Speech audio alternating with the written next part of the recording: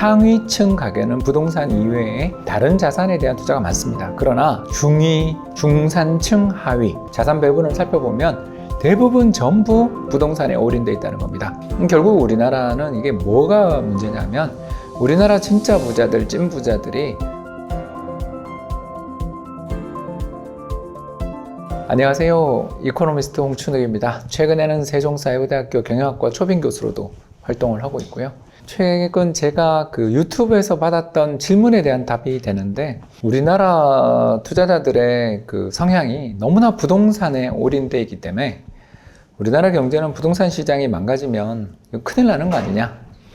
더 나아가서 우리나라 노인 인구들이나 부자들도 전부 다 부동산에 올인하고 있는데 이건 우리나라의 고유한 문제 아니냐.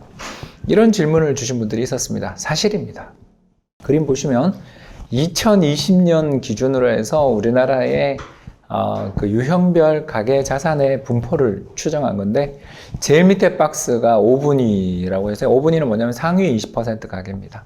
상위 20% 가계가 무려 한 10억 가까운 자산을 가지고 있어서 상당히 부유한 가계들이 우리나라 상위 20%인데요. 이 상위 20% 가계의 자산 배분을 살펴보시면 흥미로운 걸 하나 발견할 수 있어요. 전체 자산의 76%가 부동산입니다. 야, 부동산이니까 이거 큰일 났네. 이렇게 생각하기 쉬운데 한 가지 약점이 있어요. 그건 바로 뭐냐 하면 자기가 살고 있는 집에 대한 투자는 그렇게 많지 않아요. 한 4억 정도 합니다. 그러니까 10억 중에 4억이니까 한 40% 조금 안 되는 수준이기도 해요. 그러면 나머지 30%, 35%는 뭡니까? 이렇게 물으면 이 투자용 부동산입니다. 토지라든가 또는 수익형 부동산들에 투자를 하고 있는 거죠. 아마도 말해서 우리나라의 부유한 가계는 자기가 살고 있는 집에 대한 투자들도 다른 자산 가계 계층들에 비하면 소득 계층에 비하면 더 많이 하고 있는 건 분명한 사실이지만 이 사람들이 부동산 관련된 상품에 대한 투자나 토지 투자도 상당히 많다라는 것은 우리가 이걸 알아둬야 된다는 것입니다. 결국 우리나라는 이게 뭐가 문제냐면 우리나라 진짜 부자들, 찐 부자들이 자기 집 말고 다른 데 투자할 만한 상품을 잘 못 찾고 있다라는 이야기도 되는 것이죠. 결국 저는 작년부터 올해 사이에 우리나라 사모펀드 사태들이 참 아쉬운 부분이 많은 거죠.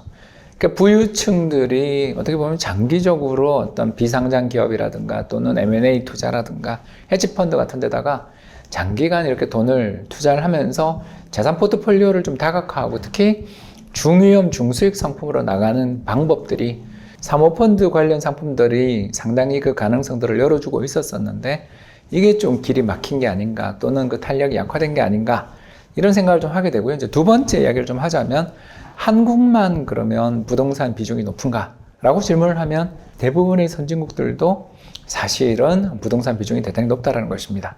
그건 왜 그런가? 바로 상위층 가계는 분명히 부동산 이외에 다른 자산에 대한 투자가 많습니다. 그러나 중위, 중산층, 하위 다시 말씀드려서 소득 순위 기준으로 하면 1등부터 100등까지의 소득 순위가 있다면 61등에서 80등에 해당되는 중산층 하위 가구들의 자산 배분을 살펴보면 대부분 전부 부동산에 올인되어 있다는 겁니다. 예를 들어서 전체 가계 자산의 50% 미만이 부동산에 투입되어 있어요 라고 이야기를 했었던 미국은 보면 91%, 영국도 79%, 이탈리아 83%에 이를 정도로 사실 대부분의 나라에서는 중산층 또는 중산층 이하는 그 가계 자산의 거의 대부분이 부동산이라는 것은 세계 어디나 만국 공통이다라는 것을 알 수가 있습니다. 반면 미국의 최상위 계층, 즉 소득 상위 20%에 달하는 Q5로 나와 있는 거는 보시면 전체 자산에서 한 50%만 부동산 정도가 되고요. 영국은 그나마도 또 71%가 부동산이라서 우리랑 비슷한 걸 알 수 있습니다. 결국 2008년 글로벌 금융위기가 터졌을 때 전 세계 선진국들 가계가 큰 피해를 보고 금융기관이 무너졌던 이유가 이제 밝혀진 셈입니다. 일부 부유층은 분명히 주식 등 다양한 자산의 포트폴리오를 가지고 있음에도 불구하고 선진국이라 하더라도 독일 정도를 제외하고는 대부분 가계가 부동산에 올인되어 있는 현실이라는 것입니다. 그러면 이제 질문이 나옵니다. 박사님, 이와 같은 자산 배분을 계속 유지를 하고 있다면 결국 부동산 터지면 끝장나는 거 아닙니까? 물론 맞는 말입니다. 그런데 이 그림 한번 보시겠습니까? 이게 뭐냐면 소득 대비 자산을 몇 배 보유하고 있는지를 국가별로 비교한 건데 빨간 박스가 한국입니다. 그래서 한국은 소득 대비, 연간 소득 대비해서 평균적으로 한 3배 정도의 자산을 가지고 있다라고 보시면 되겠고요. 실제로 뭐 비슷한 통계가 많죠. 근데 오른쪽으로 쭉 끝으로 가면 갈수록 그 일본이 보이는 걸 발견할 수 있습니다.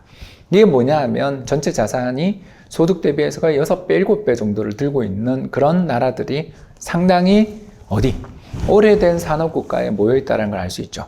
이건 뭘 시사하는가? 일본 사람들도 옛날에는 부동산에 굉장히 비중이 높았죠. 그러나 부동산 시장이 붕괴된 다음에도 일본 경제 마이너스 성장 안 하고 그냥 버티죠. 왜 이런 일들이 벌어지냐 하면 축적된 가계의 자산들이 많을 경우에는 자산 시장의 버블 붕괴 등의 충격이 벌어진다 하더라도 그 경제 내에 축적된 가계의 순자산들이 넉넉하게 존재하는 나라들일수록 점점 그런 외부 충격에 대해서 그래도 어느 정도 버티는 능력들이 있다는 것을 보여주는 그림이 아닌가 생각됩니다. 참 이런 걸 보면 우리는 양가 감정을 갖게 됩니다. 첫 번째, 일본이라든가 유럽 경제가 그렇게 심각한 재정위기나 또는 잃어버린 30년을 보냈는데도 불구하고 1인당 국민소득이 왜 감소하지 않는가?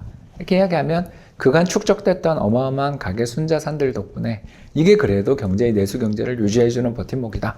우리나라 경제도 꾸준히 소득 대비 순자산 가계의 순자산 비율이 계속적으로 올라오게 되는 먼 미래에는 상당히 우리도 내성을 가지게 되는 날이 올 수도 있겠다. 두 번째, 그런데 대부분의 가계들, 전 세계 선진국들의 가계들, 특히 중산층 또는 중산층 이하 가계들의 자산의 대부분은 부동산에 올인되어 있는 것은 어느 나라랑 같아서 만에 하나 우리나라 부동산 시장이 붕괴돼서 금융기관을 닫히고 가계의 순자산들이 날아가는 경우에는 2008년 글로벌 금융위기 때 겪었던 것처럼 우리나라도 내수 경기 그리고 금융 시스템에 상당한 충격을 받을 수 있다는 지적은 맞는 이야기다. 다만 우리나라 경제는 전체 GDP에서 차지하는 우리나라 민간 가계의 소비 비중이 50%도 안 되는 나라다 보니까 수출로 먹고 사는 나라라서 우리 경제 어려워질 때 그때 마침 수출만 잘 풀린다면 이런 쪽에서 발생한 충격들을 또 어느 정도는 극복할 힘은 가지고 있다고도 볼 수가 있겠습니다. 물론 금융기관들 계속 망해 나가고 부동산 시장이 일본의 초기 10년처럼 1992년부터 시작해서 2003년 정도까지 이어졌던 한 11, 12년처럼 지속적인 하락세를 보인다면 우리나라 경제도 상당한 타격이 불가피할 거예요. 그런데 아까도 이야기한 것처럼 우리나라 경제는 전체 GDP에서 차지하는 수출 비중이 워낙 높은 수출 중심의 산업 국가이다 보니까 그 충격을 어느 정도는 만회해 볼 수 있는 희망은 있는 나라일 수도 있겠다 생각하고요. 부디 상류층들 또는 중산층들을 중심으로 해서 부동산 이외의 자산들에 대한 태도들이 그냥 수익형 부동산이나 토지로만 가지 않고 다양한 중위험 중수익 그리고 제가 늘 추천드리는 자산 배분형 투자 등을 통해서 이런 부동산 시장에서 먼 미래에 발생할 리스크들을 대비해 나가셨으면 하는 바람 가지게 됩니다. 지금까지 경청해 주셔서 대단히 감사합니다.